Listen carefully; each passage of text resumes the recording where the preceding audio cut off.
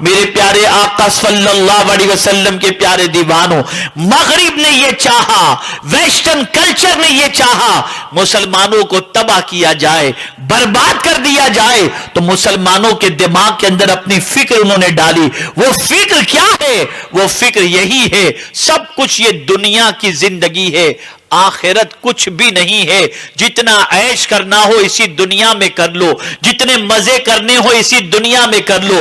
اور اسلام یہ کہتا ہے یہ دنیا جھمیلے کی جگہ ہے، اصل عیش کی زندگی تو آخرت کی عیش کی زندگی موجود ہے۔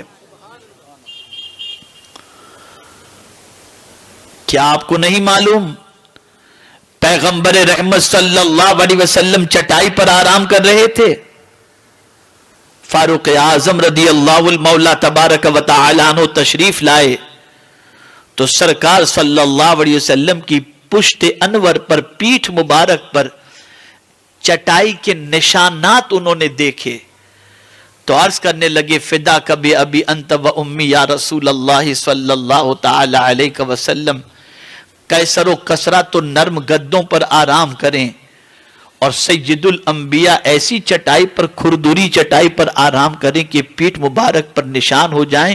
حضور اگر اجازت دیں تو ایک چھوٹا سا گدہ اچھا بنوا کر لایا جائے جس پر آقا سکون سے آرام کر سکیں۔ میرے آقا نے فرمایا ان کے لیے دنیا ہے، میرے لیے آخرت ہے۔ آپ اندازہ لگائیں، ہم نے یہ پڑھنا چھوڑ دیا، ہم تو اس لیے مسلمان ہیں کہ گوشت مچھلی کھایا کریں، اس لیے ہم مسلمان ہیں۔ باقی کون سی نیکی کے سلسلے میں ہم دنیا سے آگے نکلنے کی کوشش کیے؟ قرآن کہتا ہے وَلِكُلٍّ وِجْهَةٌ هُوَ مُوَلِّيهَا فَاسْتَبِقُوا الْخَيْرَاتِ، اہل قبلہ سے قبلے کے معاملے میں جھگڑو نہیں، بھلائی کے معاملے میں دنیا سے آگے نکل جاؤ۔ مجھے ایک واقعہ یاد آتا ہے تو میری عقل دنگ رہ جاتی ہے، اللہ اکبر۔ ایک راستے سے یہودی گزر رہا تھا، ایک راستے سے یہودی گزر رہا تھا اور راستے میں ایک پتھر پڑا تھا جو چلنے والوں کو تکلیف دے رہا تھا۔ یہودی نے تکلیف دینے والے اس پتھر کو دیکھا تو اپنے دوست سے کہتا ہے لگتا ہے یہاں سے کوئی مسلمان نہیں گزرا، اس لیے کہ مسلمان گزرا ہوتا تو یہ نیکی کبھی نہیں چھوڑتا کہ تکلیف دینے والی چیز کو یہاں سے ہٹا دیا ہوتا۔ یہ ہماری آئیڈینٹی تھی، یہ ہماری شناخت تھی، یہ ہماری پہچان تھی، اور آج ہمارے محلے سب سے گندے نظر آتے ہیں۔ آج ہمارا حال یہ ہے کہ کچروں کا انبار، بلکہ کسی نے کہا کہ مجھے تو پتہ چل جاتا ہے کہ ہمارا محلہ کب کیسے آ گیا۔ پوچھا گیا کیسے پتہ چلتا ہے؟ کہا بدبو ہی سے پتہ چلتا ہے کہ ہمارا محلہ آ گیا۔ یہ ہماری پہچان بن گئی۔ آج ہم ہمارے گھر کا کچرا بازو والے کے گھر کے دروازے پر ڈال دیتے ہیں، راستے میں کیلے کا چھلکا پڑا ہے ہٹانے کی کوشش نہیں کرتے، کوئی گر جائے گا۔ مجھے یہاں پر میرے آقا کی ایک حدیث یاد آتی ہے صلی اللہ علیہ وسلم۔ آقا کریم صلی اللہ علیہ وسلم نے ایک شخص کو دیکھا جنت میں مزے سے کروٹ لے رہا ہے۔ آقا کریم صلی اللہ علیہ وسلم نے پوچھا کہ بتاؤ کس عمل نے تجھے جنت میں یہ مقام عطا کیا؟ وہ صحابی جواب میں عرض کرتے ہیں حضور ایک راستے سے لوگ گزرتے تھے، اس راستے میں کانٹے والا درخت تھا جس سے لوگوں کے کپڑے الجھ جاتے تھے اور لوگوں کو تکلیف ہوتی تھی، میں نے وہ کانٹے دار درخت کو ہٹا دیا، بس میرے مولا کو یہی میری ادا پسند آ گئی اور اس نے مجھے جنت عطا فرما دی۔ یہ ہماری آئیڈینٹی تھی، یہ ہماری پہچان تھی، یہ ہماری شناخت تھی، لیکن آج ہم ان ساری نیکیوں سے دور ہو گئے۔ ایک پہچان ہماری اور میں آپ کو بتاؤں، حیدرآباد کی سرزمین کوئی دور نہیں ہے آپ کے یہاں سے۔ حیدرآباد کی سرزمین کے ماضی قریب کے ایک بزرگ مرزا عبدالشکور بیگ صاحب علیہ الرحمہ، جو مجھ پر بڑی شفقتیں فرماتے تھے، ایک دن میں نے ان سے عرض کیا حضور مجھے مدینے کا کوئی واقعہ سنائیں۔ اس لیے کہ وہ 6 مہینے مدینے میں رہتے تھے، 6 مہینے ہندوستان میں رہتے تھے، بڑے عاشق رسول تھے۔ میں نے ان سے عرض کیا کہ حضور مدینے کی کوئی بات سنائیں۔ ارشاد فرماتے ہیں مولانا یہ 20 سال پہلے انہوں نے مجھ سے فرمایا تھا، اور جب انہوں نے فرمایا تو تب یہ فرمایا تھا کہ مولانا یہ 35 سال پہلے کی بات ہے، تو یہ آج سے 55 سال پرانی بات میں آپ کو بتا رہا ہوں، کم و بیش۔ مجھ سے فرماتے مولانا میں ایک دکاندار کی دکان پر بیٹھا ہوا تھا، مدینہ شریف میں کپڑے والے کی دکان تھی، میرا بڑا اچھا دوست تھا، میں اس کے یہاں بیٹھا ہوا تھا، ایک گاہک آیا، اور آنے کے بعد اس گاہک نے دکاندار سے کہا کپڑے کا سیمپل دکھا کر کہ مجھے یہ 3000 میٹر کپڑا چاہیے، مجھے مدینے میں لوگوں میں تقسیم کرنا ہے۔ تو میں جس دکان پر بیٹھا تھا وہ دکاندار جس سے اس نے سیمپل دکھا کر کہا تھا، وہ دکاندار کہتا ہے میرے پاس یہ کپڑا ہے تو ضرور لیکن تجھے بیچوں گا نہیں۔ وہ شخص کہتا ہے مجھے کیش میں چاہیے،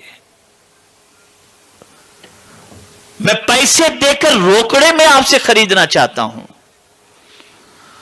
اس نے کہا کہ میرے پاس مال ہے، تو کیش میں بھی خریدنا چاہے گا تو میں تجھے دینے کے لیے تیار نہیں، میں تجھے یہ کپڑا نہیں بیچوں گا۔ کہا کیوں؟ اب جواب سنیے، نیکی کا جذبہ۔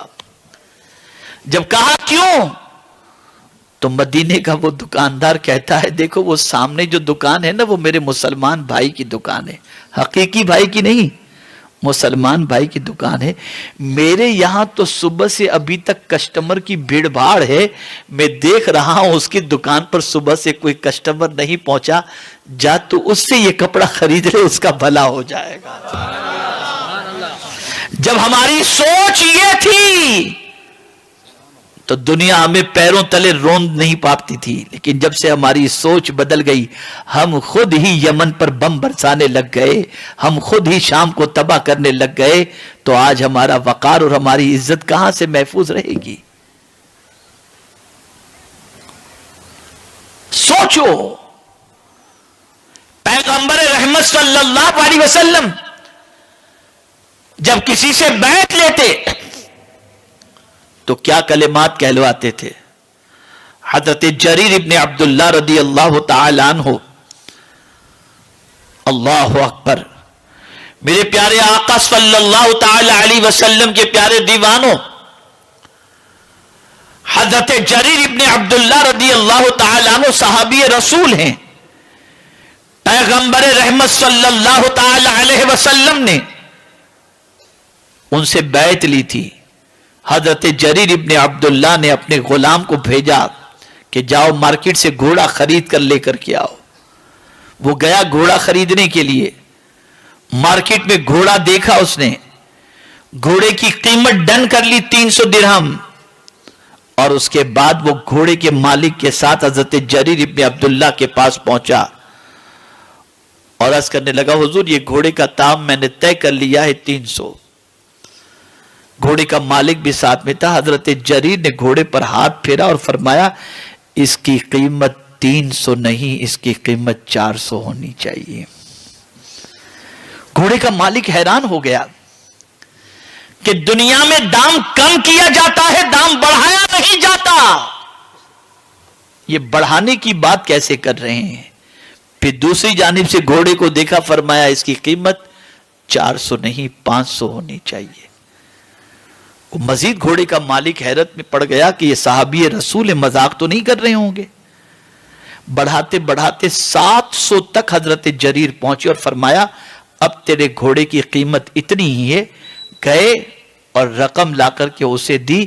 وہ حیرت میں پڑتے ہوئے اس نے سوال پوچھا کہ حضرت یہ تو بتائیے جب دام 300 میں فائنل ہو چکا تھا تو آپ نے مجھے 700 کیوں دیا؟ اب حضرت جریر کا جواب سنو اور وہ ایمان اپنے اندر تلاش کرو۔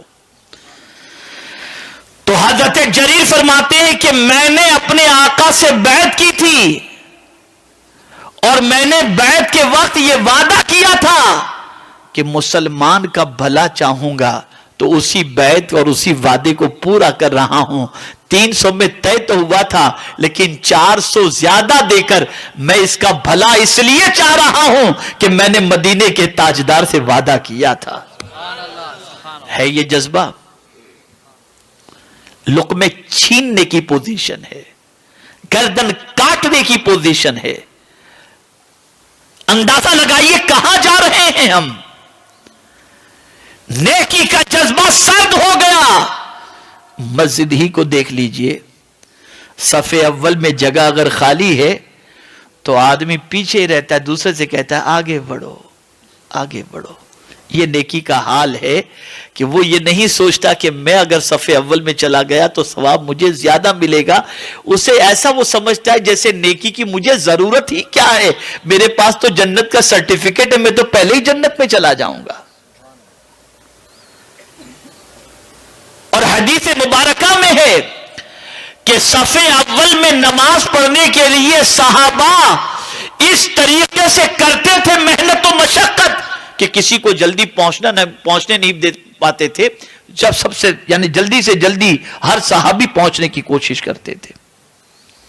لیکن ہمارا حال کیا ہے، ہماری پوزیشن کیا ہے؟ نیکی کے معاملے میں سست،